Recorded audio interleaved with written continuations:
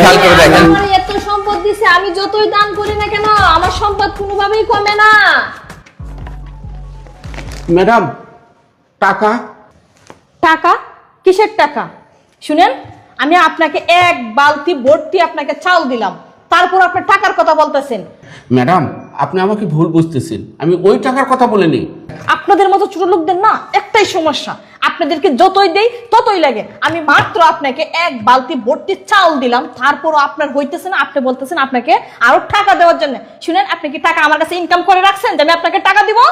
আমি আপনাকে যা দিছি তা নিয়ে সন্তুষ্ট হয়ে এখান থেকে চলে যান। ম্যাডাম, আমার কথাটা আপনি বুঝতেছেন না। আমি যদি এখান থেকে চলে যাই তাহলে আপনাদের ফ্যামিলির মধ্যে বিরাট একটা সমস্যা সৃষ্টি হবে। তাই বলতেছিলাম, আমাকে যেটা দিয়েছেন এই ব্যাপারটা নিয়ে একটু ভাবার চিন্তা আমার সঙ্গে কথা বলেন। শুনেন, আমার ফ্যামিলিতে সমস্যা হবে না হবে এটা আমার বিষয়, আমি দেখবো। আপনাকে আমি যা দিছি তা নিয়ে আপনি চুপ থাকেন। শুনেন, আমি কি আপনাকে বলছি আমার ফ্যামিলি নিয়ে আপনার কোনো চিন্তা করতে? 2 টাকার ভিখারি হয়ে আসছে আমাকে জ্ঞান দিতে। আমি বলছি না আপনাকে জ্ঞান দেওয়ার জন্য। চুপচাপ আমি যা দিছি তা নিয়ে এখান থেকে চলে যান, আর একটা কথাও বলবেন না। দেখেন মা, আপনার পরিবারের জ্ঞান দেওয়ার মতো আমার সামর্থ্য নাই। মা, আপনি আমাকে যে দানটা করছেন এখান থেকে আমি চলে যদি যাই তাহলে কিন্তু পস্তাবেন মা। এই কি পস্তাবো রে, কি পস্তাবো?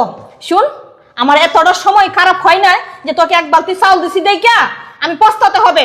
তোকে যা দিছি তা নিয়ে সন্তুষ্ট হয়ে এখান থেকে চলে যা, যা বলছি। দেখেন মা, আমি যদি এখান থেকে চলে যাই তাহলে কিন্তু আমাকে আর খুঁজে পাবেন না। না, আমি তো চাইও না আপনাকে খুঁজে পাওয়ার জন্য। আপনি আমার কাছে আবার আসেন, কিন্তু আমি আপনাকে আবার দেখি, আমি আপনাকে খুঁজতেও চাই না। যান, ঠিক যান। আছে মা, আমি চলে যাচ্ছি মা। আচ্ছা ঠিক আছে, ঠিক আছে, যান আপনি। ঠিক আছে মা, আমি চলে যাচ্ছি। কি ব্যাপার সুইটি, এখানে চিল্লাফাল্লা কিসে? আরে ভিখারিকে এক বালতি চাউল দিছি তো, ভিখারি চিল্লাচিল্লি করতেছে এই জন্য। কি এক বালতি চাউল দিছো? মানে তুমি তো এক বালতি টাকা দিছো। আরে এসব তুমি কি বলতেছো? আমি ভিখারিকে এক বালতি টাকা দিছি মানে?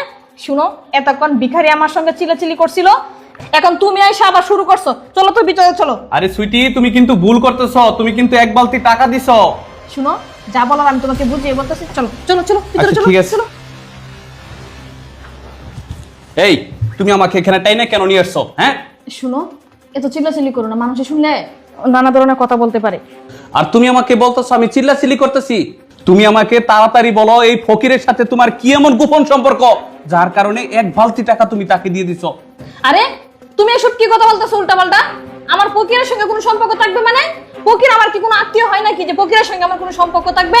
শোনো, তুমি আমার বিষয়ে কোনো উল্টাপাল্টা কথা বলবে না। কথা বলার আগে না হিসাব নিকাশ করে পরে কথা বলবে।